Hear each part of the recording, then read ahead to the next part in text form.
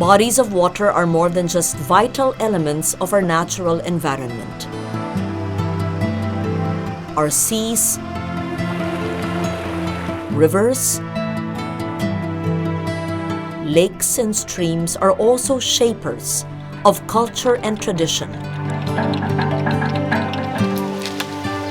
In the sixth season of Dayaw, we go with the flow to see how this most vital of resources has enabled us to become bearers of Dayaw, our knowledge, our pride.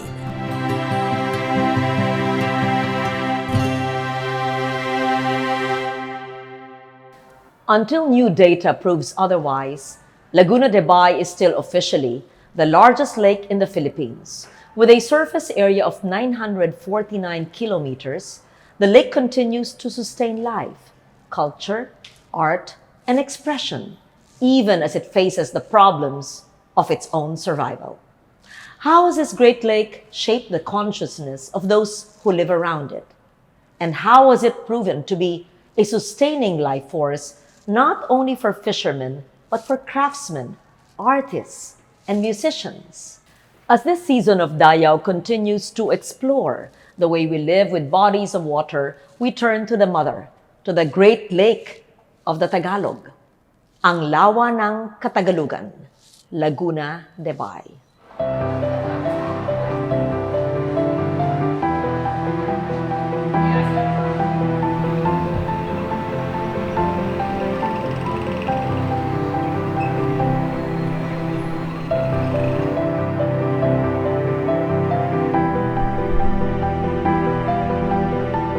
How old is the Great Lake and what forces shaped the creation of Laguna de Bay?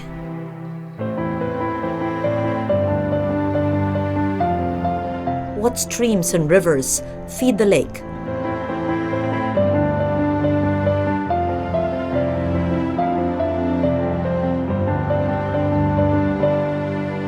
And how is the ever-changing phase of nature reflected in the lake's waters? To understand the lake, or any body of water that nurtures life, we must turn to the ecologists and scientists of the Laguna Lake Development Authority. Laguna de Bay was formed or created, you can say. It's actually a combination of two actions. One is volcanic and another one is tectonic. Volcanic meaning there was a volcanic eruption. So that's the origin of Laguna de Bay. And as in any newly created lake, of course, it will start in a very, very good condition. Our scientists have dated Laguna de Bay to something like 6,000 years before present. It's 900 square kilometers or 90,000 hectares, but it is very shallow. Also one of the shallowest lakes in the world. The average depth is 2.5 meters.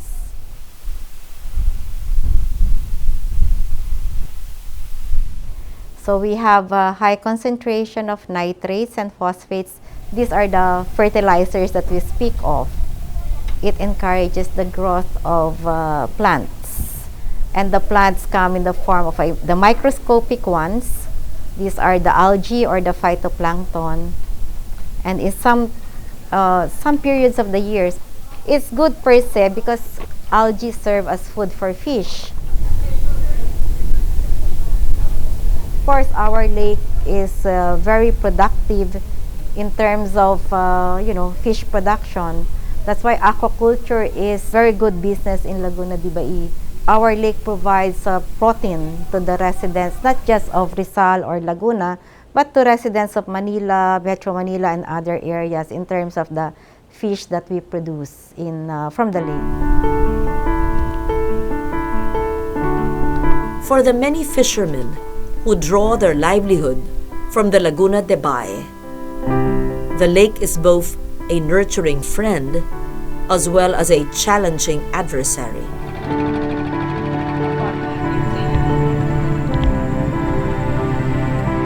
With changing environmental conditions come new challenges. Ang buong Cardona po, base po sa aming ginawang census, ito po ay humigit sa 2,000 ang direktang gumagalaw sa lawa. Karamihan po dito nang makikita ninyong mga mangingisda, yan ay bata pa ay lumalaot na kasi kita po nila ang kita sa pangingisda. May panahon na malakas, may panahon na mahina. Kaya ang naging katwiran po dyan, kung panahon ng malakas, mag-ipon ka, magtayo ka ng ibang pwedeng pagkakitaan. Pag taghina, meron kang kukunan ng pansuporta. Ano po yan? Mabait lang yan ganyan. Pagka po ang huli ng isang mangingisda ay hindi lalampas sa 10 kilo, ito po ay tinitinda na lang ng mga asawa para po doon sa karagdagang kita.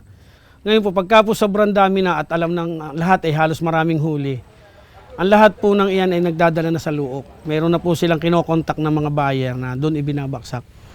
Hindi, may bangod ka nga!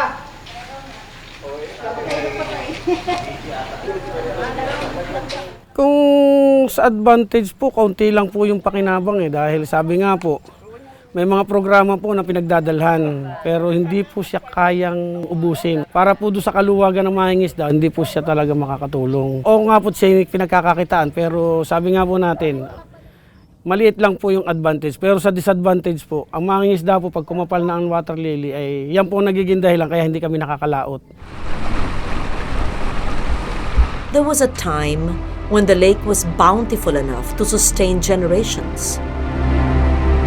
But with changing environmental as well as economic conditions, small-scale fishermen must now deal with a lake that can no longer give what it used to.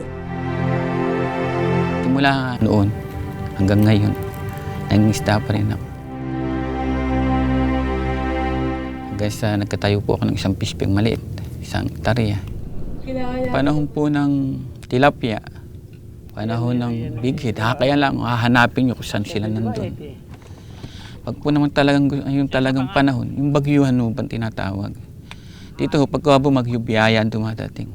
Kasi nakalalabas yung mga bangus sa fish pen. Yun ang aming hinuhuli. Kaya malaking bagay ho sa amin yung fish pen.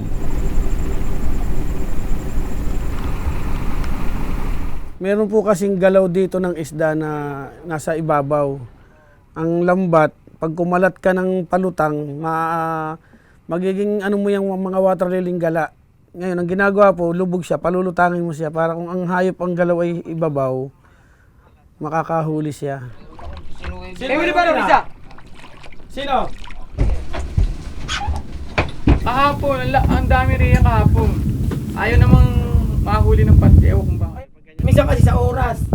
Yung misa, magpapainit. Yung agos. Misa naman, ganitong oras, marami na kaming huli.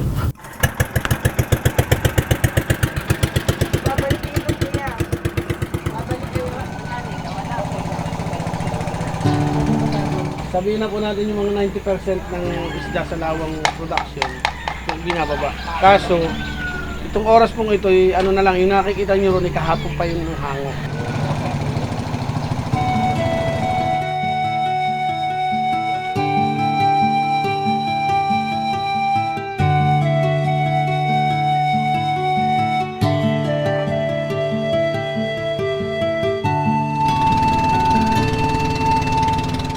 Ang dala po niyang pangisda ay panghuli ng yung maya-mayang tabang. Pero meron din po silang nahuhuling tilapia, yung malalaki. Pero ang main nila talaga, target, yung big head.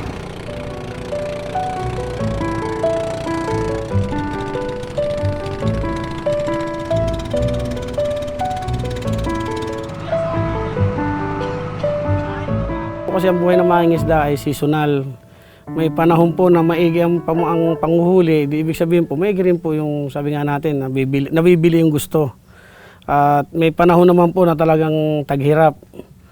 Sa ngayon po yung aming kalalagayan, ang problema ng aming mga kasamahan, gaya po ng ating kinalalagyan sa ngayon, ito po yung yung makikita po ninyo yung mga pispan dyan, yan po yung pag-aari ng aming mga membro ng pharmacy.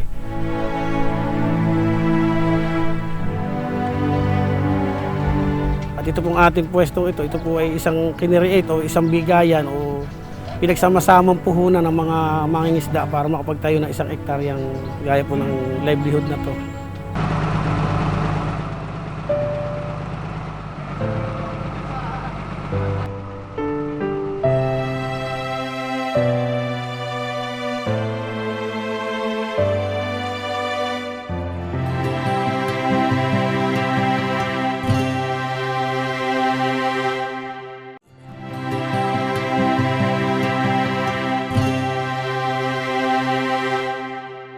The lakeshore towns that ring the Laguna de Bay are replete with legend, with a history that is uniquely Tagalog. The great churches of Rizal and Laguna are witness to how the lake nurtured entire towns and their cultures. Faith, a sense of place, the roots of home were nurtured on the soil that the lake's waters had made rich and fertile. It is no wonder that many facets of Laguna and Rizal's cultures are linked to the lake and its influences.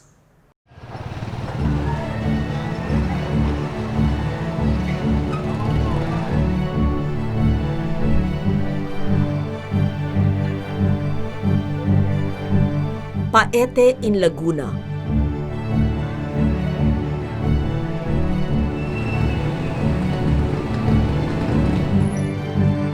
Morong.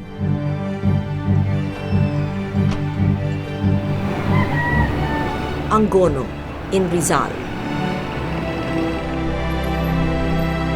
Whether it be a church, a folk art tradition,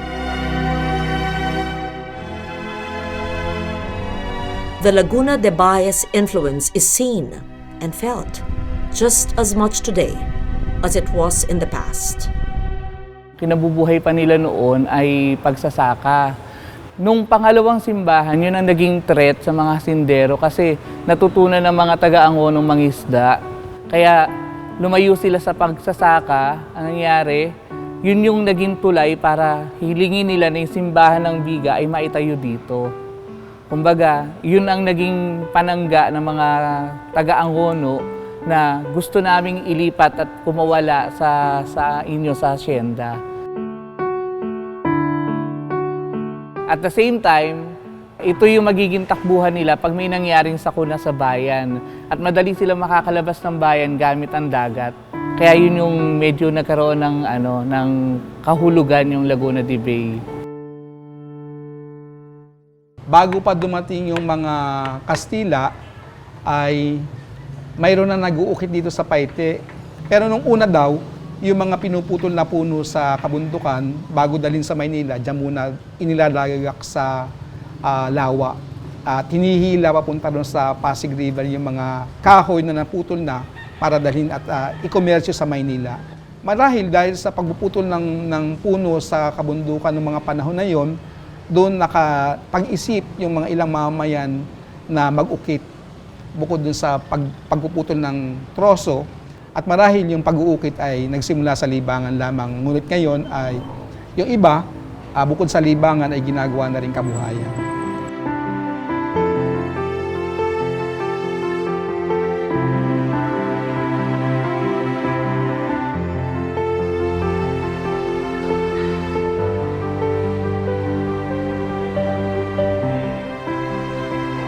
Mga panahon ng tatay ko, lolo ko, mga inuukit niyan, mga nara, kamagong.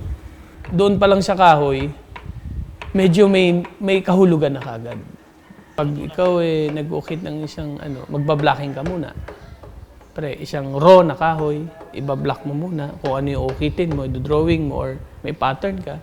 Tsaka mo ngayong ibabanso, kakat mo yung mga kahoy, tsaka mo ngayon pagdidikitin. Maraming proseso at tsaka mo ngayon babagbagin mo yung kahoy ng pang-uukit na. Tsaka mo siya ididetalye, tsaka mo siya lilinisin. Mahabang proseso bago mo siya makagawa ka ng isang obra. Dito sa bayan ng Paete kasi, ultimo, amoy ng kahoy, alam nila kung ano yung uri ng kahoy na kanilang inuukit. Kaya doon pa lang, magkakahoy na kami. Ibig sabihin, mga taga-Paete, alam na namin kung anong masarap, magandang ukitin. Anong magandang pang-mural, itong kahoy na to ang maganda. Pang-rebulto, itong magandang kahoy.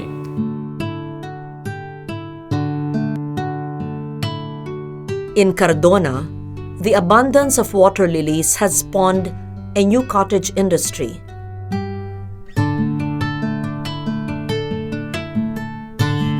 One that takes the otherwise bothersome water plant and transforms these into functional objects.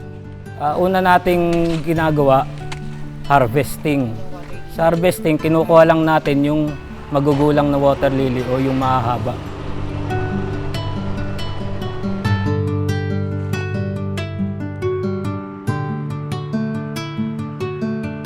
Pagkatapos ng harvesting, isasandry namin to. Ibibilad sa ilalim ng init ng araw.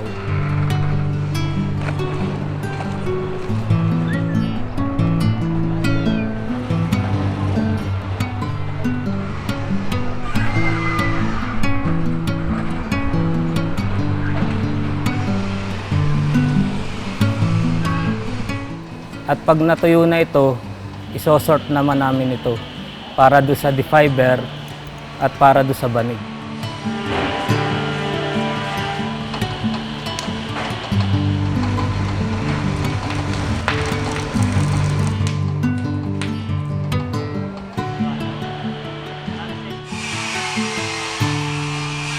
Merong barangay dito sa bayan ng Cardona. Halos yung isang barangay na yun, gumagawa sila sa water ng produkto sa water lily. Bali sila nagdadal sa amin ng mga raw mat. Binibili lang namin sa kanila. Meron kami binabayaran ng 6,000 per week yung nabebenta sa amin.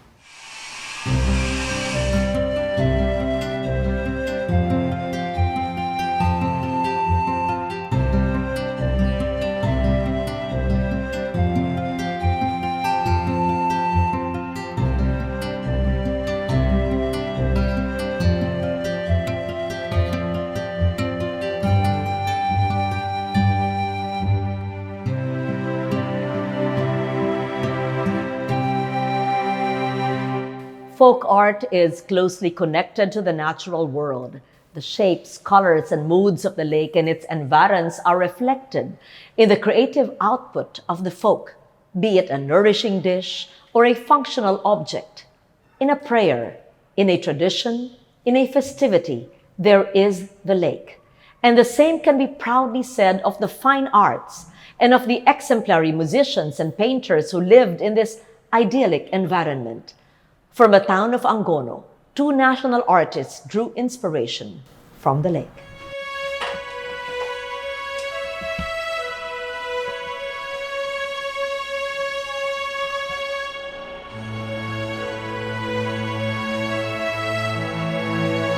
Lucio San Pedro was proclaimed National Artist in 1991.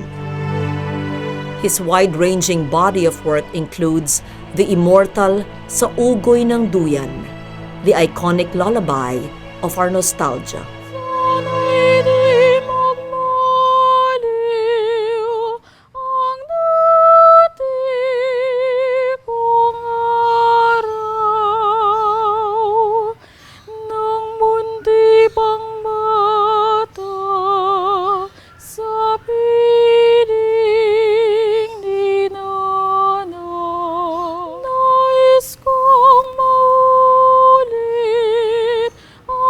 His granddaughter, Mary Grace, remembers her lolo and the influence of the pastoral Angono on his work.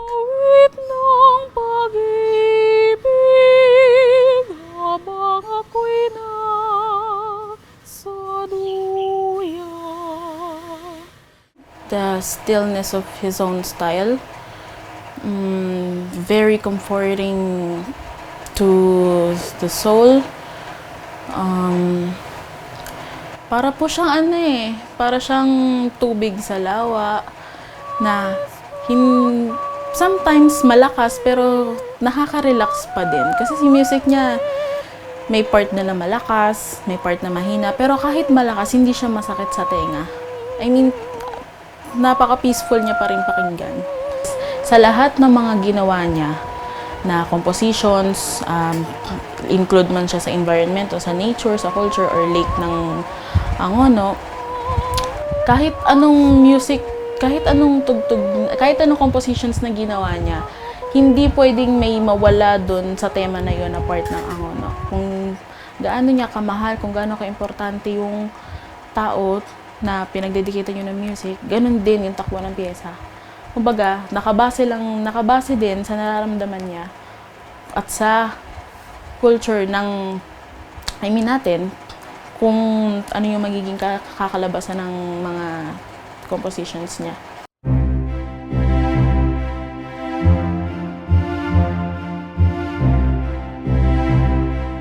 Lucio's cousin was painter Carlos Botong Francisco, who was named a national artist in 1973.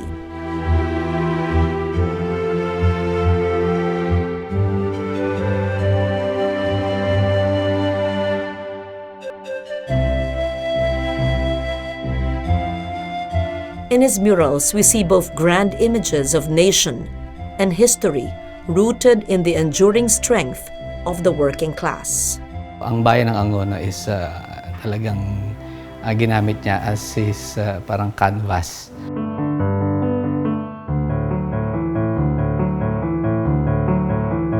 Ito rin yung nagdala sa kanya kung paano siya naging isang magaling na pintor, no?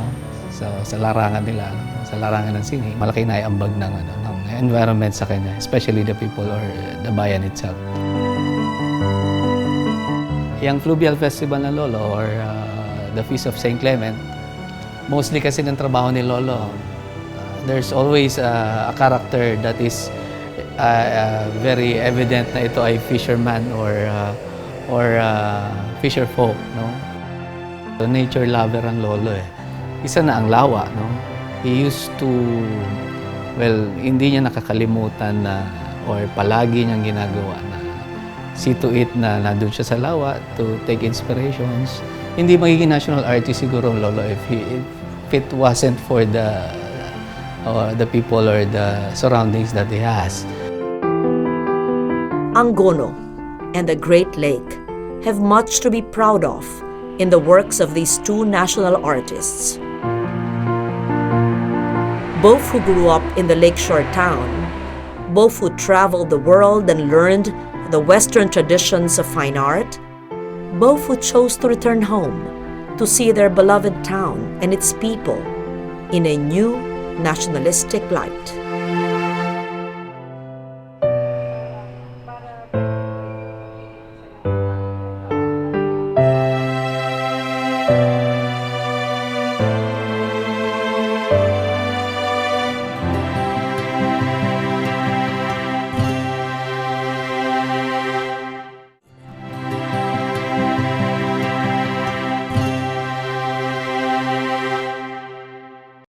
We've seen how a lake, a town, an entire agricultural system and environment can nurture artists. In the Blanco family of painters who are also from Angono, a whole clan draws inspiration from their environment and from the traditions of rural life now fast disappearing.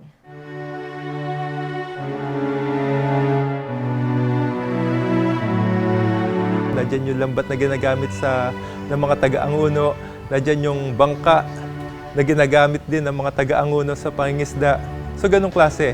Kaya yung subject matter namin o yung painting namin, nagiging reference din sa research ng mga estudyante at sa mga susunod na henerasyon. Ang lawa ng Laguna de Bay, dyan kumukuha ng inspirasyon yung mga artist dito sa bayan ng Angono. Kahit na yan sa visual arts, o sa music, o sa literature, o dun sa mga pang-araw-araw namin ginagawa. O pang-araw-araw na ginagawa ng mga nauna sa amin. So yung pagpapalaki sa mga magulang namin, ng aming mga lolo't lola, pinalaki sila doon sa para maging matyaga, maging masinop, pagpapahalaga sa history, pagpapahalaga sa arts. Many towns around the lake really developed as very artistic towns, culturally very rich towns. We can name Angono, for example, which is said to be the painting capital of this country. The inspiration of the lake really gave Carlos Francisco or Bottom Francisco so much food for thinking or his imagination. From Angono, if we travel straight across the lake, we reach the town of Paite, where we find a similar lecture style. The carvers of Paite are so skilled that they have been harnessed by many other towns. And there are many other stories connected with the lake involving our national heroes and many other prominent Filipinos who really benefited from the bounties of the Laguna de Bay.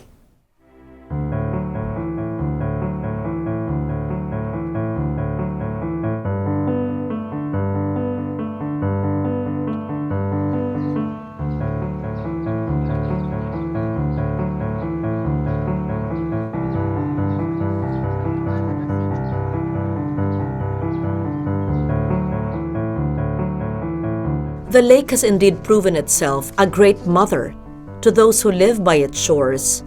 But for how long? The problems of pollution and global warming are changing the face of Laguna de Bay, just as the many fish pens choke the waters. The question begs to be asked, what must be done to save Laguna de Bay?